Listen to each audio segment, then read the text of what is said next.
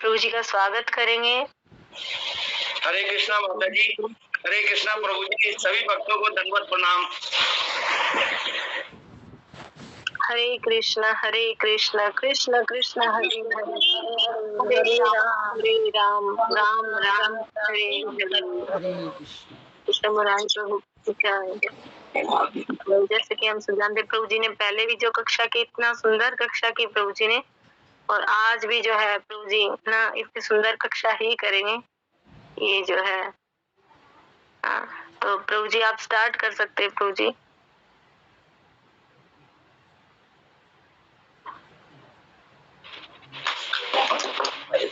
गुरु चालू गुरु बंदा क्या है?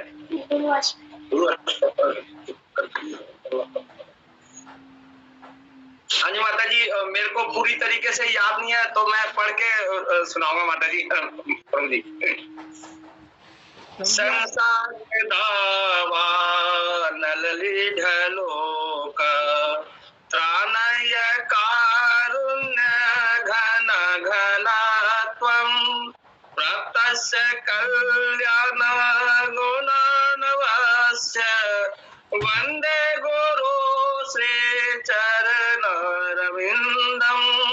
महाप्रभो की नित्य गीता वादित्र मादन मंसूर सेना रोमांच कंपाशु तरंग भाजो वंदे गुरु श्री चरणरविंदं श्री विग्रह आराधन नित्य नाना सिंगार तन मंदिर मादनादो युक्तस्य भक्तांश नियुजोतोपि वंदे गुरु श्री चरणरविंदं चतुर्विधासी भगवत प्रसाद स्वदान तृप्तान हरिभक्त संधान कृत्वैव तृप्तिं भजते सदैव वंदे गुरु श्री चरणरविंदं श्री राधिका माध्योर पारा माधुर्य लीला गुण रूप नाम नाम प्रतीक्षणा स्वादन लोलुपस्य वंदे गुरु श्री चरणरविंदं निकुंज योनो रतिकेली सिद्ध्या यायालिभिर्युक्तिर् अपेक्षणीया तत्राति दक्ष्यात द अतिबलभस्य वंदे गुरु श्री चरणरविंदं साक्षात् धरित्वेन समस्त शास्त्र उक्तस्य तथा भाव्यते संदिग्धि किंतु प्रभो प्रिय एवं तस्य वंदे गुरु श्री चरणरविंदं यस्य प्रसादात् भगवत् प्रसादो यस्य प्रसादात् न गति कुतोऽपि ध्यान संतु वंश तस्य यशस्त्री संध्या वंदे गुरु श्री चरणरविंदं संसार दावा नलली ढलोका त्राणय कारुण्य घन घनात्वं प्रतस्य कल्याण गुणानवस्य वंदे गुरु श्री चरणरविंदं। हरे कृष्ण माता जी। बहुत सुंदर प्रभु जी, आपने बहुत सुंदर दिल्ली जो गुरु अष्टकम गाया। आप तो बोले प्रभु जी, आप सभी का मतलब आशीर्वाद है कि मैं आके आपके बीच में। नहीं प्रभु जी, बहुत अति सुंदर प्रभु जी आपने जो है गुरु अष्टकम को गाया ना। माता जी पहली बार ही पढ़ा है। बहुत सुंदर प्रभु जी। क्या करूं? ओम अज्ञानतिमिरान्धस्य ज्ञानाञ्जनशलाकया तस्मिन् इदं येन तस्मै श्री गुरुवे नमः। श्री चैतन्य मनोभीष्टं स्थापितं येन भूतले स्वयं रूपं कदा मह्यं ददाति तत्पदान्तिकं। वन्देऽहं श्रीगुरु श्रीयुतात्पदकमलं श्रीगुरुर्वैष्णवं च श्रीरूपं सावजातं सहगं रघुनाथं नितं तं सजीवं सावधैतं सावधूतं परिजन सहितं श्रीकृष्ण चैतन्य देवं श्री राधा कृष्ण पादां सहगं ललिता श्री विशाखान्वितां च। हे कृष्ण करुणा सिंधो दीनबंधो जगतपते गोपेश गोपिका कांता राधा कांता नमस्तुते। तप्त कांचन गौरांगी राधे वृंदावनेश्वरी वृषभानुसुते देवी परमाणि हरि प्रिये। वांछात् कल्पतरुभिक्षा कृपा सिंधु च एव च पतितानां पावनेभ्यो वैष्णवेभ्यो नमो नमः।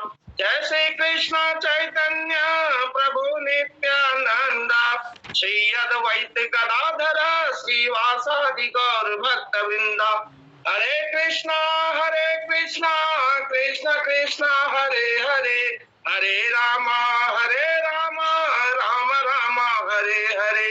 हरे कृष्णा कृष्ण कृष्ण हरे हरे हरे राम राम राम हरे हरे। हरे कृष्णा कृष्ण कृष्ण हरे हरे हरे राम राम राम हरे हरे। जय जय श्री हरि। आज की रात्रि कक्षा में आप सभी भक्तों का स्वागत है। वैसे तो मेरे को कुछ आता नहीं है, ये आप सभी प्रभु जी माता जी की आपके आशीर्वाद से मैं कुछ बोल पाऊँ। वैसे त्रुटियां तो बहुत होगी प्रभु जी, मेरे को तो कुछ भी नहीं आता, मैं तो बिल्कुल नया हूँ प्रभु जी, तो मेरी गलतियों को क्षमा करना और मुझे आशीर्वाद दीजिए कि मैं सही से बोल पाऊँ। प्रभु जी पूरा बना के रखेगा माता जी प्रभु जी।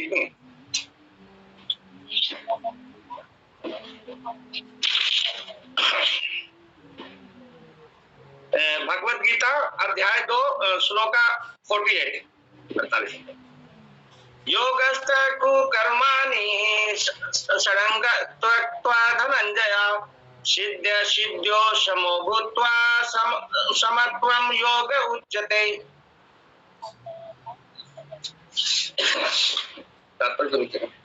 तात्पर्य शिला प्रभुपाद जी के द्वारा ट्रांसलेशन। हे अर्जुन, जय अथवा पराजय की समस्त आसक्ति त्याग कर समभाव से अपना कार्य कर्म करो, ऐसी समता योग कहलाती है। तो योग वैसे तो योग 3 तरह के हैं, एक है ध्यान योग, दूसरा है ज्ञान योग और तीसरा है भक्ति योग। तो ध्यान योग जो है वो उसमें क्या ध्यान लगाते हैं, मतलब एकांत में बैठ जाते हैं सुनसान में, जैसे लोग तपस्या करते हैं, हिमालय में चले जाते हैं कंदराओं में जाके बैठ करके और वो ध्यान लगाते हैं भगवान जी का। दूसरा है ज्ञान योग। ज्ञान योग यह है कि भी वेद शास्त्र पढ़ करके हम मतलब वेद शास्त्रों से भी भगवान जी को जाना जा सकता है। जैसे आप हम पढ़ रहे हैं भगवत गीता पढ़ रहे हैं या फिर भागवतम है या वेद शास्त्र वगैरह है, इन सबको पढ़ करके ये है कि भी भगवान जी के बारे में जाना जा सकता है। और लेकिन तीसरा है भक्ति योग। भक्ति योग में मतलब बाकी दोनों अधूरे हैं, ज्ञान योग और ध्यान योग, उनसे हम भगवान को प्राप्त नहीं कर सकते। केवल एक भक्ति है जो हमें भी भक्ति ऐसी बिल्कुल मतलब बिल्कुल आसान है और सबसे सस्ता है, कोई खर्चा नहीं है। मतलब भक्ति योग में क्या है, भगवान जी मतलब जैसे हम है जो गृहस्थ के आश्रम वाले हैं, तो हम क्या है कि भी जिस तरीके से जुड़े हैं, तो क्या भक्ति में भगवान जी से आज जैसे भगवत गीता पढ़ रहे हैं और सभी भक्तों का साथ ले रहे हैं, तो उससे क्या है कि भी हमें समझ में आ रहा कि वास्तव में भक्ति है क्या। तो ये है कि भी दोनों जो ध्यान योग और ज्ञान योग है, इनसे क्या है कि भी भगवान को नहीं पाया सकता, लेकिन जो तीसरा है भक्ति योग से भगवान जी को पाया जा सकता है। सफलता या असफलता के प्रति आसक्ति को त्यागते हुए अपने कर्तव्य को पूरी तरह से निभाएं, ऐसी समता को योग कहते हैं।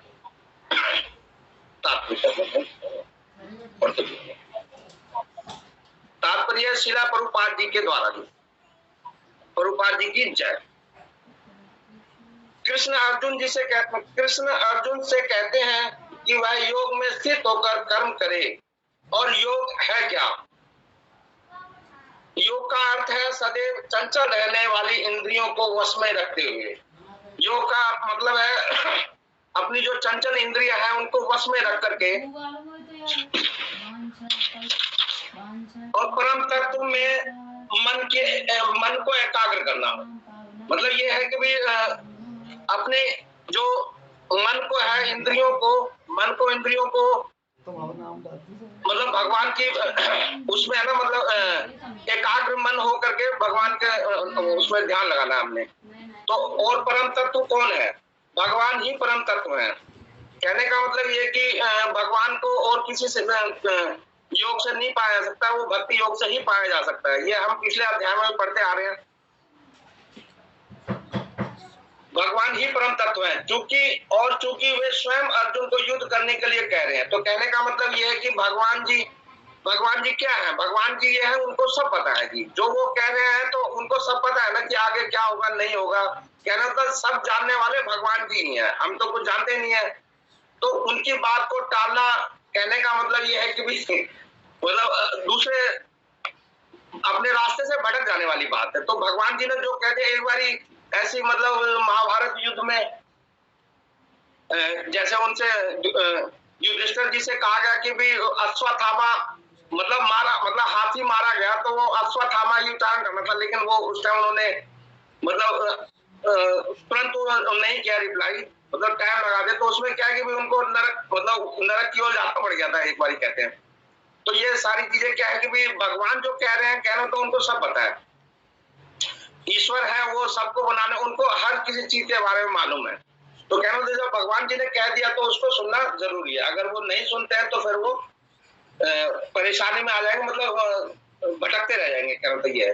अतः अर्जुन को युद्ध के फल से कोई सारोकार नहीं है। जय अपराजय कृष्ण के लिए विचारणीय है। अर्जुन को तो बस श्री कृष्ण के निर्देशानुसार कर्म करना है।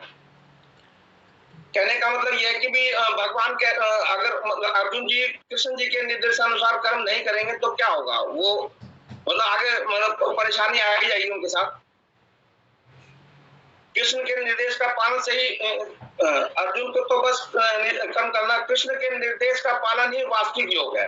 कहने का मतलब जो भगवान जी ने कह दिया और उसको अर्जुन जी ने किया तो वही वास्तविक योग है। कहने का मतलब यह है कि भी जो भगवान जी ने कह दिया वो अक्षरशः सच है, मतलब सत्य है। उन्होंने कह दिया तो वो करना, नहीं करते हैं तो फिर वो कहने का मतलब योग वास्तविक योग नहीं है फिर।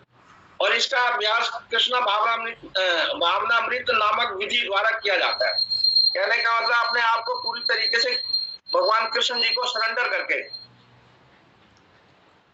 तभी हम कहने का मतलब तभी हमारा उद्धार हो सकता है। तभी हम कहने का मतलब आज जो भटक रहे हैं हम नरक लोग स्वर्ग लोग, तो ये द्वारा वापिस फिर आना जाना लगा रहता है। लेकिन जो मोक्ष है मतलब भगवान के गोलोक धाम जाना, तो वो तभी संभव होगा जब हम पूरी तरीके से कृष्ण भावनामृत होकर के और भगवान के लिए कार्य करें। क्या था एकमात्र कृष्ण भवन के माध्यम से ही स्वामित्व भाव का परित्याग किया जा सकता है। कहने का मतलब यह है वास्तविक योग की परिभाषा से यह सफलता या असफलता से लगाव के बिना सुसज्जित कर्तव्य का पालन करने के लिए आश्वस्त रहें। ईश्वर सर्वश्रेष्ठ जानते हैं, मतलब ईश्वर ही है जो सब जानते हैं। नित्य अशांत इंद्रियों को वश में कर मन को परमात्मा पर केंद्रित करना होता है।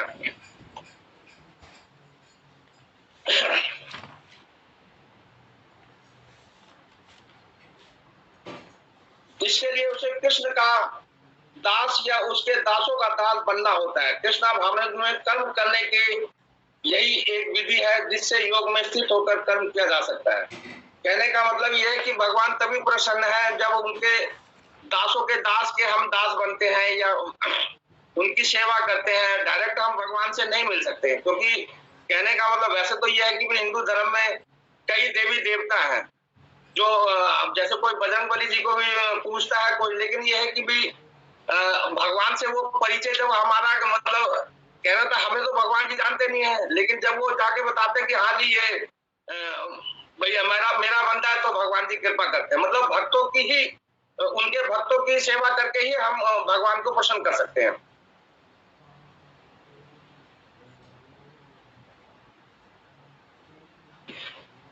कृष्ण भावनामृत में कर्म करने की यही एक विधि है जिससे योग में स्थित होकर कर्म किया जा सकता है। अर्जुन क्षत्रिय है, अतः वह वर्णाश्रम श्रम का अनुयायी है।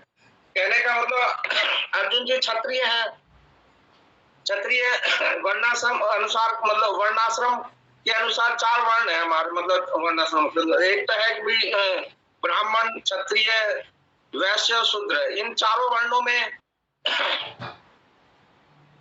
इन चारों वर्णों में जो जिनको जो ड्यूटी मिली हुई है, जैसे ब्राह्मण है उनको ज्ञान देने की ड्यूटी मिली हुई है तो वो ज्ञान देते हैं जी।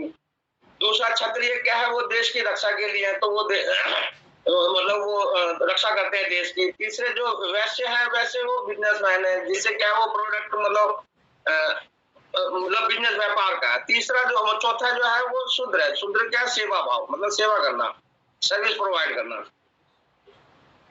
तो क्या है, अगर हम वर्णाश्रम के अनुसार कार्य करते हैं, मतलब वर्णाश्रम के मतलब कार्य करते हैं, तभी हम सही एक तरीके से भगवान के कहने पर चल रहे हैं, मतलब भगवान जो कहते हैं उनके अनुसार चल रहे हैं। अतः विष्णु पुराण में कहा गया है कि वर्णाश्रम धर्म का एकमात्र उद्देश्य विष्णु को प्रसन्न करना है।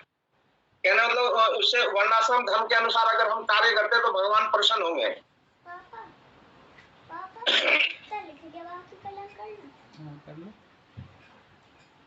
सांसारिक नियम है, एक धर्म का एकमात्र उद्देश्य विष्णु को प्रसन्न करना है। सांसारिक नियम है कि लोग अब पहले अपनी तुष्टि करते हैं, किंतु यहाँ तो अपने को तुष्ट ना करके कृष्ण को तुष्ट करना है।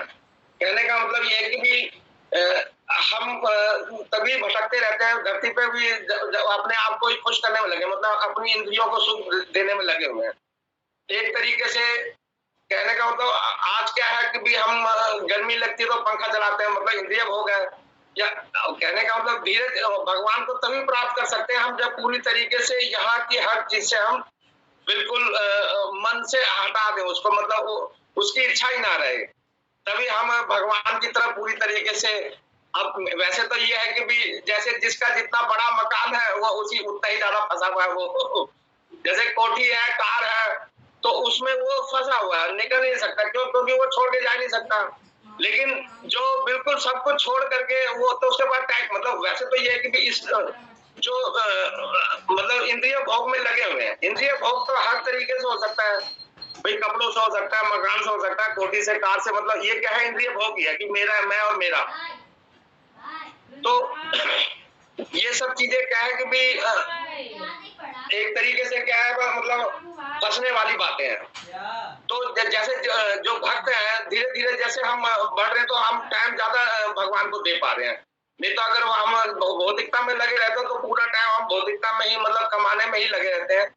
तो भगवान को पाना है तो धीरे धीरे हर चीज का त्याग करना ही पड़ेगा।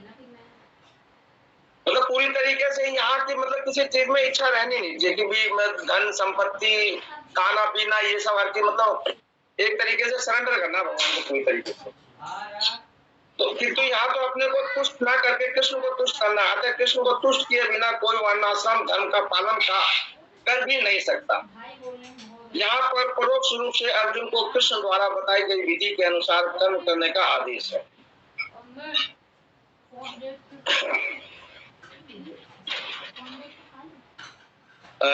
अब वो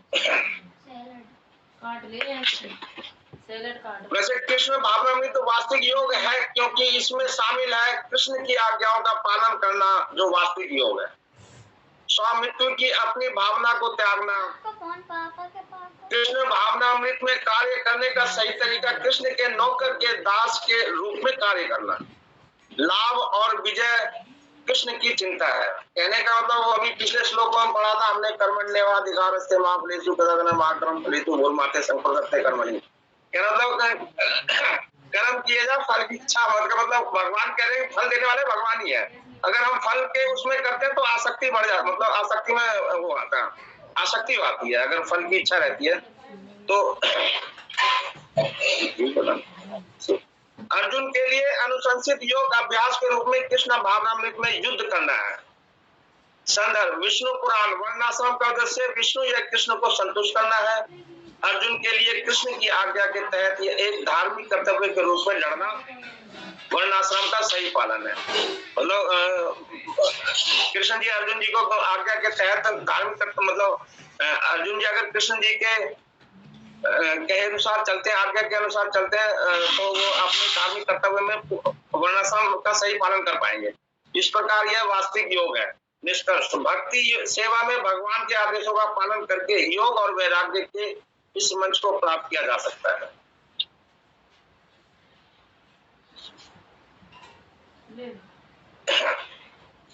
भगवद गीता चैप्टर 2 और अध्याय 2 और श्लोका 49।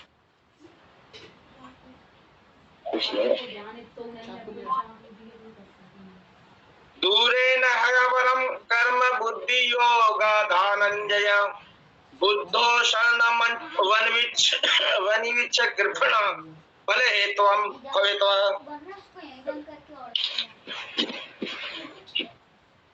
भगवान जी कह रहे हे धनंजय, भक्ति के द्वारा समस्त ग्रहित कर्मों से दूर रहो, उसी भाव से भगवान की शरण ग्रहण करो। जो व्यक्ति अपने सकाम कर्म फलों को भोगना चाहते हैं वे कृपण हैं।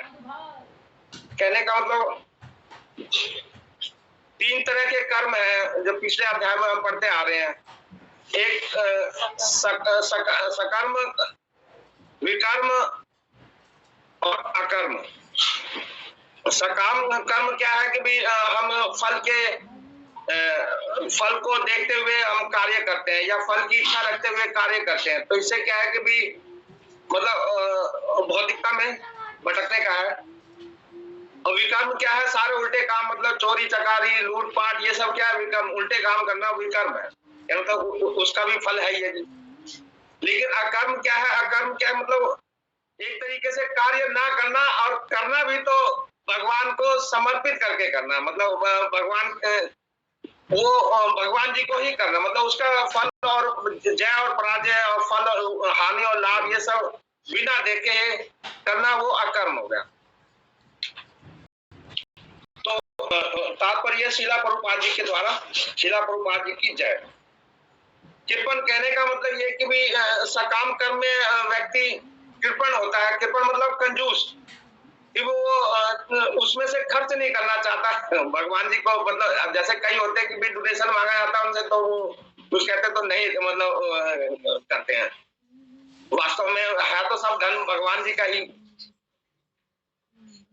तो जो व्यक्ति भगवान के दास के रूप में अपने स्वरूप को समझ लेता है वह कृष्ण भावनामृत में स्थित रहने के अतिरिक्त सारे कर्मों को छोड़ देता है। मतलब जो व्यक्ति अपने आप को भगवान के दास के रूप में स्वीकार कर लेता है या स्वरूप को समझ लेता है, कहने का मतलब यह है कि भी आत्म साक्षात्कार क्या है कि भी अपने आप को जान लेना, हमारा भगवान से क्या संबंध है। कि भी जब तक ये है कि भी हमने पहले जब भौतिकता में तो नहीं पता था कि भी वास्तव में हमारा भगवान से क्या संबंध है। आज जुड़ाव होने का कारण क्या है कि भी आज हमें पता चला भगवान से हमारा संबंध क्या है।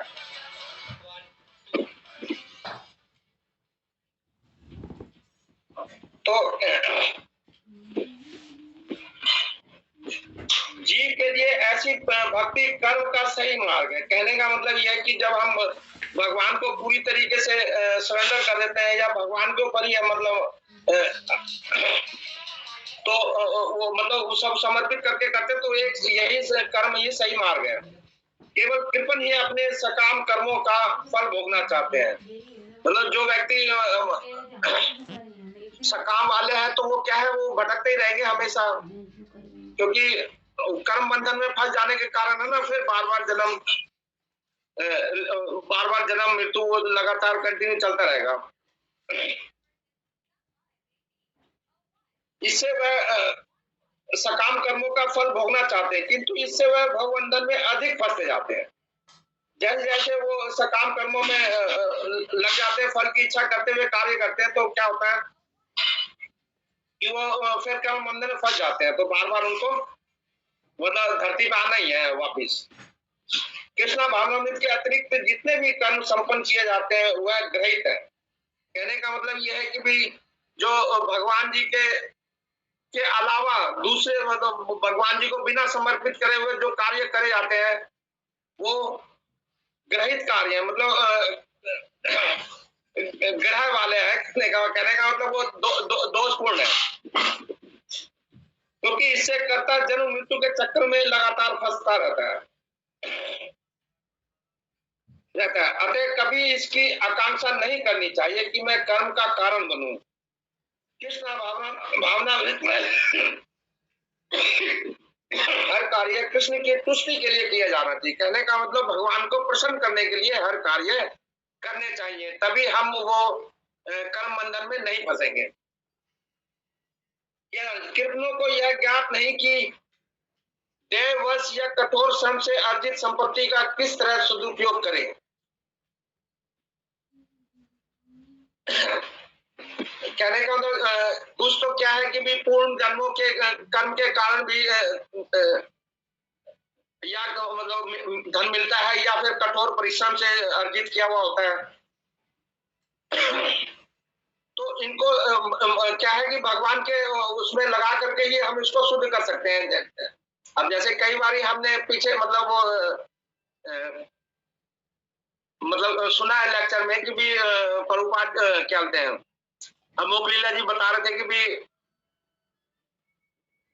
जैसे किसी ने पूछा कि कोई गलत पैसा अगर वो लगा रहा है, मतलब मंदिर को दान दे रहा है, तो वो गलत पैसा तो वो तो गलत है, गलत जा रहा। तो कहने का मतलब ये कि भी उसका पूछने का ये मतलब था कि भी गलत धन जा रहा, तो कहने का भगवान के चरणों में आते ही वो सब शुद्ध हो जाता है, वो ये बताया था अमोक लीला जी ने। तो अर्जित संपत्ति का किस तरह सदुपयोग करें? मनुष्य को अपनी सारी शक्ति कृष्ण भावनामृत अर्जित करने में लगानी चाहिए, इससे उसका जीवन सफल हो सकेगा। कृष्णों की भांति अभागे व्यक्ति अपने मानवीय शक्ति को भगवान की सेवा में नहीं लगाते, तो वो मतलब बेवकूफी है एक तरीके से, जो मतलब भगवान की तरफ ना, भगवान की सेवा ना कर करके अपने सेवा में लगे हुए हैं, मतलब अपने को ही वो मान बैठे हैं। तो माता जी एक मिनट,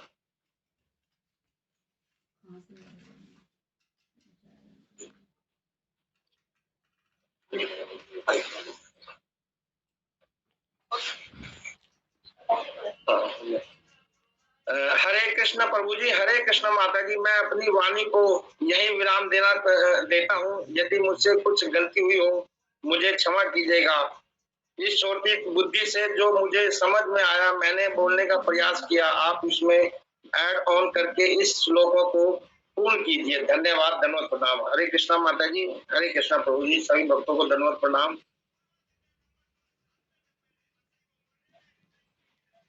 हरे कृष्णा प्रभु जी, कृष्ण मुरारी प्रभु जी की जय। कितना सुंदर प्रभु जी आपने इसको एक्सप्लेन किया, कितना सुंदर आपने बताया प्रभु जी ना। धन्यवाद प्रभु जी, इतना अच्छे से जो है श्लोक को जो है कोट करने के लिए। थैंक यू वेरी मच प्रभु जी। मंजू माता जी का हैंड्रेस माता जी, क्या आपका कोई प्रश्न है? ये गलती से हो गया माता जी। हरे कृष्णा माता जी। तो बहुत सुंदर प्रभु जी आपने बताया। और जैसा कि जो श्लोक है ना, इसमें जो है अनुवाद में जैसे भगवान क्या बता रहे हैं कि हे अर्जुन, जय अथवा पराजय की समस्त आसक्ति त्याग कर संभाव से अपना कर्म करो, ऐसी समता योग कहलाती है ना। तो भगवान जो है अर्जुन को जो बता रहे हैं कि जय और पराजय ना, ये भी मत सोचो कि मेरी जय हो या पराजय, है ना, कि समस्त आसक्ति का त्याग करें और समभाव से, यानी कि जो है ये हमें भावना नहीं रखनी है कि समभाव, जैसे हमने पिछले श्लोकों में भी पढ़ा है ना, कि कैसे हमें जो है सुख दुख और जो है सर्दी गर्मी को समभाव से न जो सहन करना है। तो यहाँ पे जो है हमारे लिए जो है यही शिक्षा है इस श्लोक में, कि जो भगवान बताया कि समभाव से जो है हमें अपना कर्म करना चाहिए, है ना। और ऐसी समता योग कहलाती है, जैसा प्रभु जी ने बताया ना कि योग ना बुद्धि योग और ध्यान योग, और इनसे ऊपर क्या है भक्ति योग। तो ये है योग, हमको हम ऐसा समझे कि योग का मतलब जैसे जोड़ना, है ना, हमें अपने आप को जो है हम क्या भगवान से जोड़ दे, है ना। और जैसे ध्यान योग है, तो अगर ध्यान को हम जो है भगवान के साथ जोड़ेंगे, है ना, ध्यान में अगर न लगाएंगे, हम ध्यान से योग करेंगे तो वो क्या ध्यान योग कहलाएगा, है ना। और कर्म योग, कर्म करेंगे और कर्म करके हम जब कर्म भगवान से जोड़ेंगे तो क्या कर्म योग कहलाएगा, है ना। और उससे ऊपर जो भगवान ने प्रभु जी ने बताया ना कि भक्ति योग, हमें क्या करना, भक्ति योग, है ना। तो आप बताना ऐसी समता जो है योग कहलाती है। और शिल प्रभुपाद जी ने तो जो है तात्पर्य में बताया इतना सुंदर से कि कृष्ण जो है अर्जुन से कहते हैं कि वह योग में स्थित होकर कर्म करे। और योग है क्या, योग का अर्थ है सदैव चंचल रहने वाली इंद्रियों को वश में रखते हुए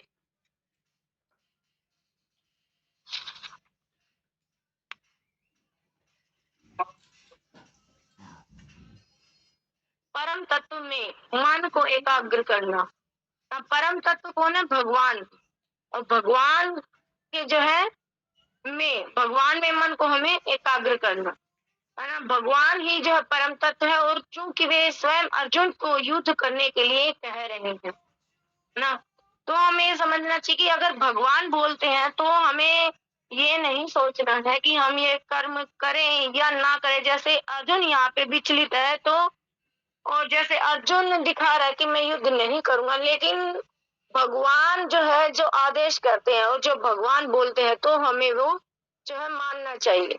और हमारे लिए क्या आदेश है भगवान का, हम भगवान हमें क्या बता रहे हैं, तो वो सब क्या है भगवत गीता में ही है कि हमें क्या करना चाहिए, कैसे हमें कर्म करना चाहिए ना, सब कुछ जो क्या है भगवत गीता के अंदर ही है ना। तो जैसे भगवान अर्जुन को बता रहे हैं कि युद्ध करो ना, सब कुछ छोड़ो और कर्म, जिस तरह हमने पिछले श्लोक में भी पढ़ा है ना कि कर्मण्यवाधिकारस्ते माँ फलेषु कदाचन माँ कर्म फल हेतुर्भुः माँ ते संगो सही कर्मणि, कि तुम कर्म करो और ये मत सोचो कि इस कर्म का फल क्या होगा ना। कर्म तुम्हारा जो धर्म है वो क्या करना है, कर्म करना है, और फल देने का जो काम है वो क्या मेरा है ना।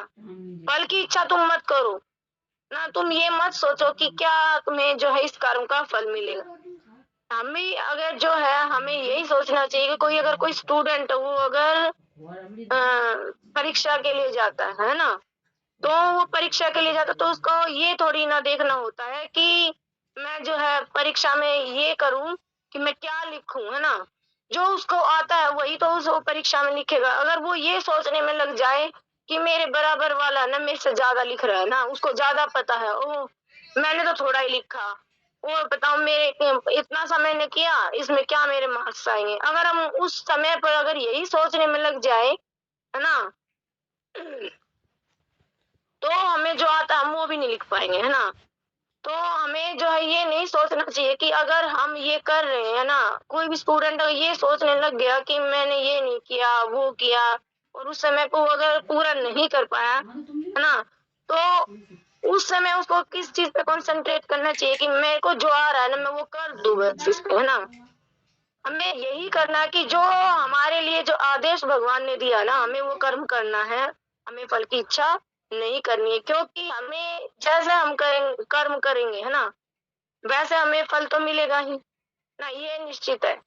और कर्म हमें कैसे करने चाहिए वो सब भगवत गीता के अंदर है। अगर हम भगवत गीता को जो है अगर किसी भी ना प्रामाणिक गुरु से अगर हम समझने का प्रयास करेंगे है ना। और अगर उसको समझ पाएंगे तो हमें जो है सब पता चलेगा कि हमें कैसे कर्म करना चाहिए ना। तो यहाँ पे जो है अर्जुन बता ही रहे हैं इसको, अर्जुन को बता रहे हैं भगवान कि तुम कर्म करो, और कर्म भी कैसे करने हैं ये हमने पिछले श्लोक में पढ़ा है ना। कर्म के बारे में जैसे प्रभु जी ने अभी बताया अभी ना, कर्म 3 प्रकार के है ना, कर्म और विकर्म और अकर्म है ना। कर्म वो जो भगवान ने निर्देश दिया है ना, जो भगवान ने बताया है, भगवान ने जो आदेश दिया है वो कर्म करना ना, जो शास्त्रों में हमें बताया गया है कि ऐसे हमें ये कार्य करने चाहिए, उस जो भगवान की वाणी द्वारा जो हमें कर्म बताए गए हैं वे कर्म करना क्या कर्म कहा गया है ना। और विकर्म वो है जो भगवान को हटा के है ना, भगवान के विरुद्ध और शास्त्रों के विरुद्ध जो हम कार्य करते हैं वो क्या विकर्म कहलाते हैं। और अकर्म क्या है कि जो है हम ना भगवान के निमित्त हम कार्य करेंगे, लेकिन सारा उसको क्या हम भगवान के निमित्त ना, भगवान को बीच में रख के अगर हम सारे कार्य करेंगे ना, कार्य तो हमें करने, कर्म तो हमें करना है, भगवान बता ही रहे हैं कि कर्म तो हमें करना है, लेकिन कैसा कर्म करना है अकर्म, यानी कि हमें उस कर्म से बंधना नहीं है ना। जैसे कर्म और विकर्म ये हमें जो संसार में बांधते हैं है ना। अगर हम अच्छे कर्म करेंगे ना तो वो भी जो हमें संसार में बांधेंगे, और अगर हम जो पाप में कर्म करेंगे है ना, विकर्म अगर हम करेंगे तो वो भी जो हमारे संसार में बंधन का कारण है। और अगर अकर्म हम करते हैं ना, जो भगवान ने जो हमें बताया है, जो भगवान ने हमें जो समझाया है ना, जो भगवान ने हमें दिया है ना, उसके अनुसार अगर हम कोई भी कर्म करते हो, जो भी कर्म हम करते हैं उसका फल पहले से ही अगर हम भगवान को सौंपते हैं ना, कि हम कहते हैं कि ये कार्य हमने किया, ये भगवान है, या हम खा रहे हैं तो भी हम भगवान को बीच में रख के, क्योंकि हम देख खा नहीं रहे तो क्या हम भगवान का प्रसाद पा रहे हैं ना, ये भगवान ने हमें दिया है ना। या हम ये भी अगर घर में भी अगर माता झाड़ू लगाती है तो ये भी सोच के लगाती है कि ना हम झाड़ू लगा रहे किसके लिए, भगवान, ताकि इस घर में अगर भगवान आए तो भगवान को अच्छा लगे ना, उसके लिए हम जो अपने घर की सफाई कर रहे ना, या कोई भी हम कर्म कर रहे तो भगवान को बीच में रख के अगर हम कर्म करते हैं ना, भगवान के निमित्त अगर हम कोई भी कार्य करते हैं तो क्या अकर्म कहलाते। तो अगर अकर्म हम करेंगे तो फिर जो है हम इस संसार में जो है बंधेंगे नहीं, हम इस संसार से जो है मुक्त हो जाएंगे। तो यही है कि अतः अर्जुन को युद्ध के फल से कोई सरोकार नहीं है ना। भगवान बता रहे कि तुम्हें सिर्फ जो है अर्जुन युद्ध करना है ना, भगवान का आदेश मानना है। अतः अर्जुन के युद्ध के फल का कोई सरोकार नहीं है, जय या पराजय कृष्ण के लिए विचारणीय है ना, जय या पराजय ना। अगर जो अर्जुन युद्ध कर रहा है तो उसके बाद जो उसकी जय या पराजय उसका जो है क्या, वो भगवान को सोचना है कि भगवान जो है क्या उसका जो फल देंगे ना, अर्जुन को ये नहीं सोचना है। अर्जुन को खाली क्या कर्म करना है, जैसे यहाँ पे बताया ना, अर्जुन को तो बस श्री कृष्ण के निर्देशानुसार कर्म करना है, और कृष्ण के निर्देश का पालन ही वास्तविक योग है ना हमारे लिए भी न। कृष्ण का निर्देश का जो पालन ही वास्तविक योग है ना। कितना सुंदर ये जो प्रभुपाद ने लाइन लिखी ना, कि कृष्ण के निर्देश का पालन है ना, भगवान ने जो हमें निर्देश दिया उसका पालन करना ही हमारा धर्म है ना, और वास्तविक योग भी यही है।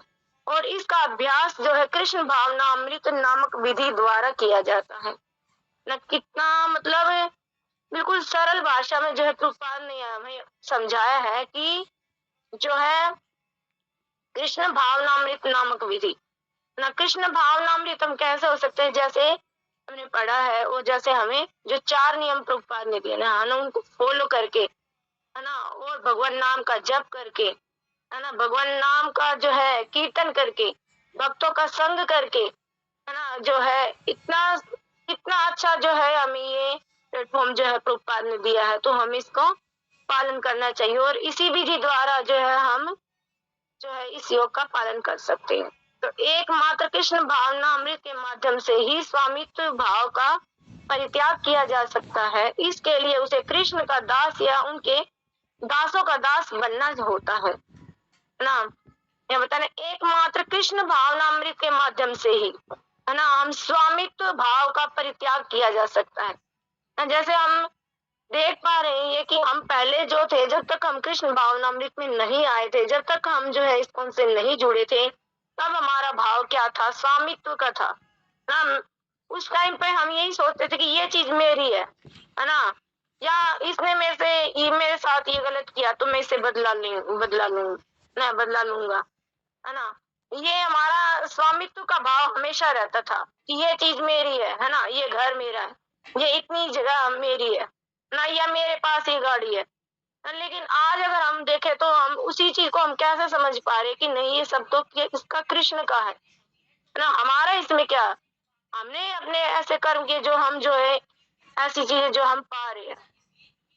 हमने अगर कोई अच्छा कर्म किया है तो हम अच्छी चीजें पा रहे हैं। हमें ये नहीं सोचना कि मेरे पास तो इतना है तो सामने वाले के पास इतना ज्यादा है ना। आज हम ये सोच भी नहीं पा रहे हैं क्योंकि हमें पता है कि हमें जो मिला वो हमारे कर्म के अनुसार हमें उतना ही मिला है, और सामने वाले को अगर ज्यादा मिला तो उसके कर्म के अनुसार उसे ज्यादा मिला है।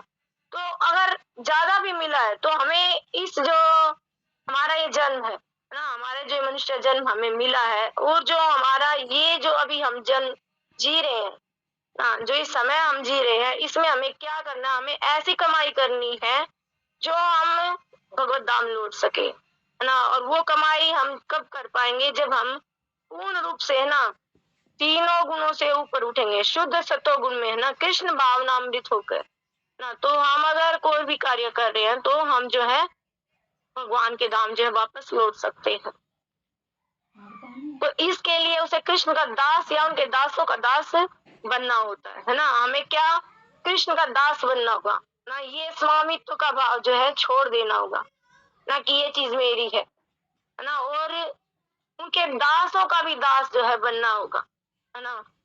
और कृष्ण भावनामृत में कर्म करने की यही विधि है जिससे योग में स्थित होकर कर्म किया जा सकता है ना। योग में यानी कि हम भगवान से अपने आप को जोड़कर जो है हम कर्म करेंगे तो क्या होगा, हम इस धराधाम से वापस भगवान के धाम लौट सकते हैं। तो अर्जुन क्षत्रिय है, अतः वह वर्णाश्रम धर्म का अनुयायी है। विष्णु पुराण में कहा गया है कि वर्णाश्रम धर्म का एकमात्र उद्देश्य विष्णु को प्रसन्न करना है। इतनी सुंदर लाइन है कि प्रभुपाद ने दिया है कि अर्जुन जो क्षत्रिय है ना, और वर्णाश्रम के धर्म के अनुसार।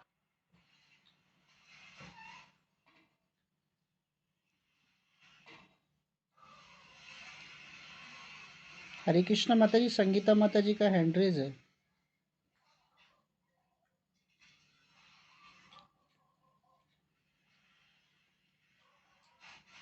हरे कृष्णा, आवाज नहीं आ रही माता जी।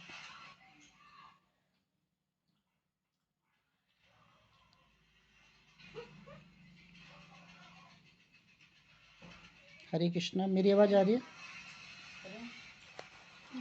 हाँ जी, आपकी आवाज आ रही है। हरे कृष्णा। हाँ, हरे कृष्णा प्रभु जी, बस छोटा सा है, आप मुझे थोड़ा सा क्लियर कीजिएगा प्रभु जी। हाँ जी, तो सबसे पहले तो प्रभु जी का बहुत बहुत धन्यवाद इतनी सुंदर कक्षा करने के लिए, और उन्होंने अपना जो प्रयास किया उसका 100% देने का पूरा प्रयास किया। तो प्रभु जी, जैसे हम गीता के बारे में बताने के प्रचार करने के लिए जाते हैं तो वहाँ पे सबसे पहले ये कर्म की बात आती है कि जो भी तुम कर्म करो ना भगवान को अर्पित करते। तो उसमें से कुछ बद्ध जीव मंद बुद्धि लोग होते हैं जो उसका गलत बोलते हैं, हमें गलत फिर सही से जवाब देना नहीं आ पाता। जैसे कि यहाँ पे इन्होंने बताया, जैसे अर्जुन जी युद्ध कर रहे हैं तो वो भगवान ने बोला तो वो युद्ध करे। अगर भौतिक दृष्टि से देखा जाए, जैसे कहते हैं गीता घर में रखी है तो कलह का कारण बनती है, लेकिन यहाँ युद्ध किया जा रहा हो धर्म की स्थापना के लिए। लेकिन कुछ बद्ध जीव होते हैं जो ये बोलते हैं कि हम कोई भी कार्य करेंगे भगवान को समर्पित करेंगे, और गलत भी करेंगे तो भी भगवान को समर्पित करेंगे। तो ये कहाँ तक सही है? तो गलत तो गलत ही है ना प्रभु जी, तो वो भगवान को कैसे समर्पित करेंगे? तो मैंने उनसे कहा कि अगर आप भगवान को कुछ अर्पित करते हो या आपके घर का कोई बड़ा है तो आप उसे अच्छा सामान दोगे या गंदा सामान दोगे? पहले तो आप मुझे ये बताइए। तो बोले हमारी मर्जी, क्योंकि आजकल कलयुग का भाव ऐसा है कि कोई किसी को गलत भी गाली भी दे देता है। तो उसने ये बोला कि मैं गलत करूंगा और भगवान को समर्पित करूंगा। जैसे कि इस्कॉन है, कोई 2 नंबर का पैसा लेके आता है, भगवान को समर्पित करके उसे पॉजिटिव वाइब्स में डाल देता। तो गलत कैसे सही हो जाएगा प्रभु जी? मुझे ये थोड़ा सा क्लियर कीजिए कि उसे कैसे समझाया जाए। हरे कृष्ण माता जी, बहुत सुंदर प्रश्न है ये। जहाँ तक मेरे को समझ में आता है तो मैं अपने हिसाब से बताता हूँ कि भगवान तो सब कुछ कर सकते हैं। भगवान गलत को सही कर दें, सही को गलत कर दें, है ना। लेकिन अगर हम गलत गलत का अर्थ मतलब होता है कि जब हम कुछ अनजाने में गलत हो जाए, वो गलत माना जाता है। लेकिन रच रच के अगर कोई गलत कर रहा है तो भगवान उसके पापों का फल उसको देंगे। हाँ, अगर अनजाने में कुछ गलत हो रहा है ना, तो वो कर्म जो है वो है ना सही माना जाएगा। इसका ऐसे उदाहरण समझ सकते हैं कि जैसे कोई भी विभाग है जैसे, तो उसमें सभी ऑफिसर करप्ट नहीं होते, है ना। सभी ऑफिसर जो है वो करप्ट नहीं होते, लेकिन ईमानदार ऑफिसरों को भी कहीं न कहीं वो धन आता है। अब वो धन क्या है कि वो उनको प्राप्त हो रहा है, तो वो अगर वो भगवान में समर्पित कर रहे हैं तो उनके लिए फल योग फल अच्छा है। और अगर वो मतलब भगवान वो फल को अपने सीधा सीधा ग्रहण कर रहे हैं तो वो नुकसान का है ना मिलेगा। तो इसी तरह की जो भी भगवान कृपा कर सकते हैं, लेकिन जहाँ तक भी ये है कि मतलब कर्म कर रहे हैं गलत, लगातार गलत गलत कर्म कर रहे हैं और फिर बोल रहे हैं कि हम तो भगवान को उसमें हिस्सा देंगे, तो वो अन्याय अत्याचार है। कहीं न कहीं भगवान के भक्तों का मतलब अन्याय करके कैसे ये चीज़ भगवान इसको स्वीकार करेंगे? भगवान इसको नहीं स्वीकार करेंगे। अनजाने में अगर कुछ हो रहा है तो भगवान उसकी क्षमा करेंगे, है ना। तो वो है ना भगवान को समर्पित कर दिया जाए तो वो भगवान चमत्कार कर देते हैं। तो मेरे को तो इतना ही समझ में आया माता जी, अगर आप सहमत है तो ठीक है। हाँ जी बुबू जी, आपने बिल्कुल सही बताया। ऐसे ही मैंने बताया था कि फिल्म में जैसे एक आई थी ना, तो उसमें एक डायलॉग था कि मैं आत्मा को मुक्त कर रहा हूँ, ये नया शरीर प्राप्त करेगा, और उसे गोली मार देता। उस चीज को लेके वो बार बार मुझे मतलब टोंट कर रहे थे। तो ये बिल्कुल सही है कि अगर हम बार बार गलती करके उसे कर, जैसे बार बार चोरी कर रही हूँ, बार बार चोरी करके कर रही हूँ, उसका पैसा मैं कुछ भगवान को समर्पित करती हूँ, तो वो गलत ही माना जाएगा, वो कहीं से सही नहीं होगा, उसे हमें दंड भोगना ही पड़ेगा, है ना प्रभु जी। यही समझाने का मतलब मैंने सही समझा ना प्रभु जी? हाँ जी माता जी, बिल्कुल ठीक है। गीता में भी कहा गया है ना, गीता में एक स्थान पर कहीं कहा भी गया है कि मतलब भगवान में समर्पित अगर हो रहा है, लेकिन ये ध्यान रहे अनजाने में अगर हो रहा है तो। अब भावना माता जी का भी हैंड रेज है। जी भावना माता जी, हरे कृष्णा। हरे कृष्ण प्रभु जी, मैं कुछ कहना चाहूंगी माता जी के प्रश्न पे। अगर गलती होगी तो क्षमा कीजिएगा। जहाँ तक मुझे समझ में आता है प्रभु जी, जैसे माता जी ने कहा ना कि अगर हम कुछ गलत कार्य करते हैं लेकिन हम भगवान को दान कर देते हैं, तो क्या ये भी दान उसी में नहीं गिना जाएगा कि हम किसी मतलब हम दान तो कर रहे हैं लेकिन इस इच्छा से कर रहे हैं कि जो हमारे पाप कर्म है वो धुल जाएंगे। तो ये भी एक तरह से कहते हैं ना कि हमें तो किसी भी इच्छा के बिना भगवान की सेवा करनी है, तो ये कर्म फल भी इच्छा में नहीं गिना जाएगा प्रभु जी। तो ये कैसे भगवान इसको स्वीकार कर सकते हैं? मतलब कहते हैं ना उस कर्म का भोग तो फिर हमें ही भोगना पड़ेगा ना, क्योंकि हमने इस इच्छा से दान किया है कि हमने जो गलत किया उसको भगवान सही कर लेंगे। तो लेकिन यही हुआ ना प्रभु जी, इसका मतलब तो ये भगवान स्वीकार नहीं करेंगे ना, वो दान को भी भगवान स्वीकार नहीं करेंगे। लेकिन माता जी देखिए कि बिना इच्छा के तो कोई कर्म होता ही नहीं है। सब कर्म में इच्छा तो आएगी, है ना। भगवान ने जैसे आगे के अभी श्लोकों में हमें सिखा रहे हैं ना कि हमें तीनों गुणों से ऊपर उठ के किसी भी फल की इच्छा बिना हमें बस अपने जीवन को जीना है, भगवान की इच्छा पे रह के हमें कोई भी मतलब फल की इच्छा किए बिना कर्म करना है। तो अगर हम अपने गलत कार्यों को भगवान को अर्पण कर रहे हैं तो भगवान उसको स्वीकार क्यों करेंगे? क्योंकि हम उसको सही करने के लिए हम भगवान को अर्पित कर रहे हैं, तो भगवान उसको स्वीकार क्यों करेंगे? उसका भोग तो हमें ही भोगना ही पड़ेगा ना, वो हमें कर्म बंधन में बांधेगा नहीं प्रभु जी। हाँ जी माता जी, वो बिल्कुल कर्म बंधन में बंधेगा। लेकिन क्या है कि अगर वो मतलब उसके मतलब वो भाव उसका अलग है। मेन उसका भाव क्या है ना। वो किस भाव से अब व्यक्ति अब संसार में मान लो संन्यास आश्रम में है तो उसका इच्छा रहित होगा, लेकिन अगर वो गृहस्थ आश्रम में है तो उसका कहीं ना कहीं तो उसका टेस्ट कुछ ना कुछ तो रहने वाला है। तो वो अगर भगवान की तरफ हो रहा है तो उसको वो भगवान मुक्त कर सकते हैं। ऐसे कई गीता में भी कई उदाहरण आते हैं, महाभारत में भी कई उदाहरण आते हैं, है ना। भगवान ने उसको माफ़ किया है हर स्थान पर। तो मेरे को ये लगता है। और विनीता माता जी है शायद यहाँ पे, माता जी थोड़ा प्रकाश डाल सकते हैं। हरे कृष्ण प्रभु जी, हरे कृष्ण सभी भक्तों को प्रणाम। प्रभु जी बहुत अच्छा आंसर दे रहे हैं। लेकिन मेरे को लगता है जैसे कि भगवान को अर्पित करते, जैसे मान लो चोर है, चोरी करके लाता है धन, और वो ये कहे कि मैं इस पाप से बच जाऊंगा अगर मैं इसका कुछ पोर्शन जो है मंदिर में दान कर दूं या भगवान के नाम पे दान कर दूं, भगवान को दे दूं, है ना। तो जैसे कि आपको कोई ला करके कुछ अच्छा जो आपको पसंद नहीं है चीज, वो ला करके कोई आपको देता है तो आप क्या करते हैं, आप उसको लेते हैं लेकिन उसको साइड में रख देते हैं। तो ऐसा ही है, भगवान उसको पूर्ण रूप से स्वीकार नहीं करते। लेकिन अगर वो चोर बार बार यही कर रहा है कि भगवान को ला करके दान कर रहा है, बार बार ला के दान कर रहा है, तो एक दिन ऐसी चेतना उसकी हो जाती है कि वो चोरी भी छोड़ देता है ना। क्योंकि भगवान जो है उस पर कृपा तो कर ही देते हैं, क्योंकि वो बार बार आ रहा है ना, शरण में तो आ रहा है बार बार भगवान के, कि मैं भगवान को दान कर रहा हूँ, इस नीति से वो आ रहा है। तो एक समय ऐसा आता है कि उसका जो ये चोरी करना है वैसी प्रवृत्ति भी है, वो भी धीरे धीरे उसको लगेगा कि मैं पाप कर रहा हूँ, फिर धीरे धीरे करके उस पाप कर्म से वो निवृत्त हो जाता है और वो भक्त बन जाता है। तो ऐसे बहुत सारे एग्जाम्पल्स हैं। प्रभुपाद के साथ भी कुछ शिष्य थे जो ऐसे ही कर्म कर रहे थे, लेकिन वो धीरे धीरे इतने शुद्ध भक्त बन गए।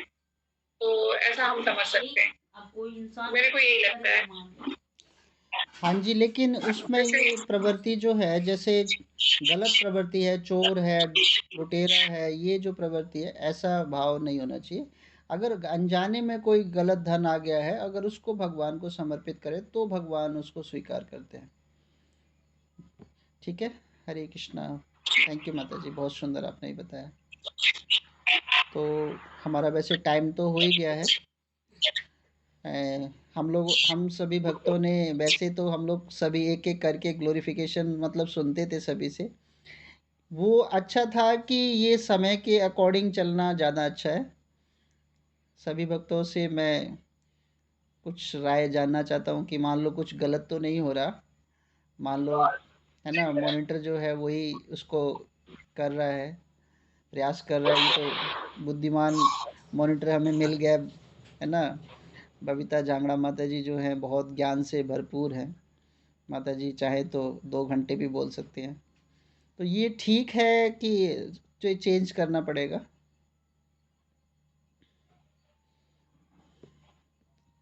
प्रभु जी बिल्कुल ठीक है समय के अकॉर्डिंग, क्योंकि ना जल इससे क्या टाइम से सो भी जाते हैं, फिर टाइम से उठ भी जाते हैं। क्योंकि ग्लोरिफिकेशन तो बहुत सुंदर लगता है, जब एक एक भक्त अपनी वाणी सुनाता है तो कानों को भी बहुत अच्छा लगता है, हमारे भी हृदय शुद्ध होता है।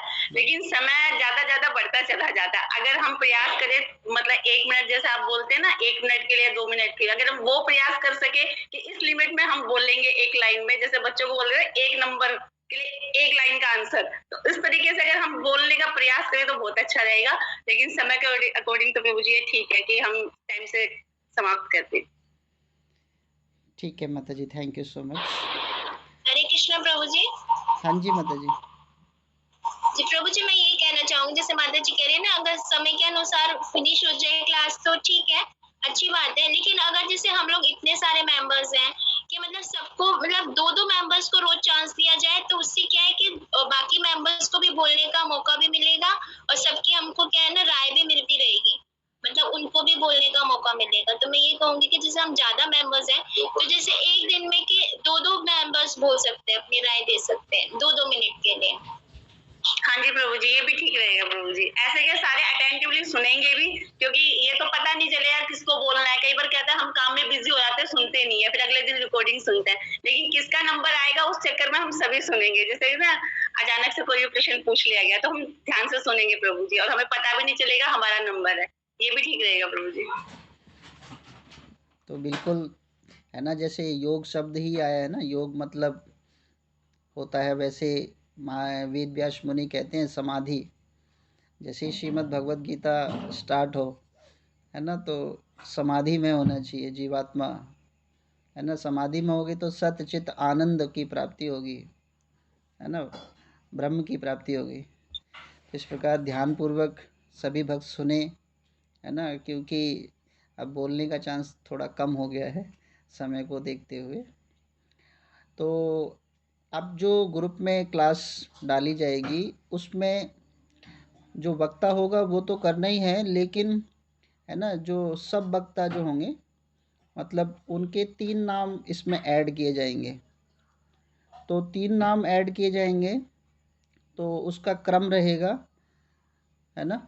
और उन 3 भक्तों को ही 2-2, 3-3 मिनट जैसा भी समय हो, जैसे मान लो जल्दी क्लास छूट गई हो, आधा घंटा हो, तो उसके हिसाब से उन वक्ता को प्रिपेयर करना है ना। तो ऐसे क्रम बनाए जाएंगे।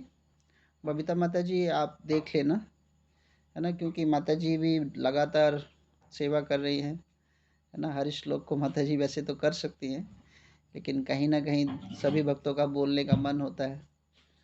तो इस तरह क्रम वाइज जो है उसकी सूची कल डाली जाएगी, तो उन्हीं भक्तों को बोलना है।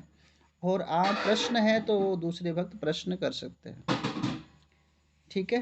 हरे कृष्णा। हाँ जी बबीता माता जी। जी प्रभु जी, ठीक है प्रभु जी, कैसे ऐसे करते कुछ। धन्यवाद सभी भक्तों का सुंदर से जो है ध्यान पूर्वक जो है कक्षा को सुनने के लिए, और विशेषकर जो है प्रभु जी का बहुत बहुत धन्यवाद। कृष्ण मुरारी प्रभु जी का, कितना सुंदर से उन्होंने जो है क्लास को जो है किया और इतने अच्छे से जो है समझाया ना। और प्रभु जी जो है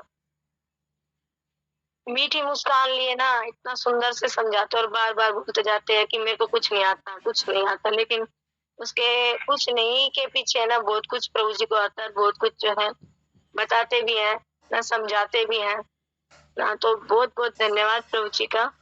प्रभु जी के बारे में मैं एक शब्द बोलना चाहूँगा। प्रभु जी के कंठ में सरस्वती जी वास करती हैं, क्योंकि प्रभु जी गुरुवाष्टकम जब गा रहे थे तो बहुत सुंदर, मतलब उसका प्रभु जी का कंठ है, मतलब साक्षात सरस्वती मैया विराजमान हो जाती हैं कंठ पे। तो बहुत सुंदर प्रभु जी का कंठ है। प्रभु जी कीर्तन भी अगर करेंगे ना तो बहुत सुंदर कीर्तन करेंगे। तो प्रभु जी इसका अभ्यास करिए, हरे कृष्णा महामंत्र कीर्तन का।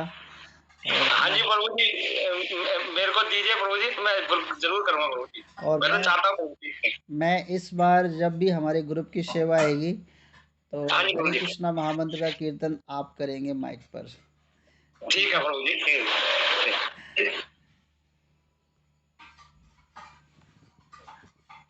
हरे कृष्णा। प्रभु जी का तो जो है ना, प्रभु जी नहीं खाली माता जी भी है ना, और आंशी माता जी भी इतना सुंदर कीर्तन करते हैं ना, इतना सुंदर कीर्तन भी। और जो है तो कोई भी भजन अगर गाना हो, है ना, और कोई भी कुछ भी मतलब ऐसा करते ना कि उसमें कोई दो राय नहीं कि सारा परिवार ही के कंठ में ही ना सरस्वती है माता विराजमान।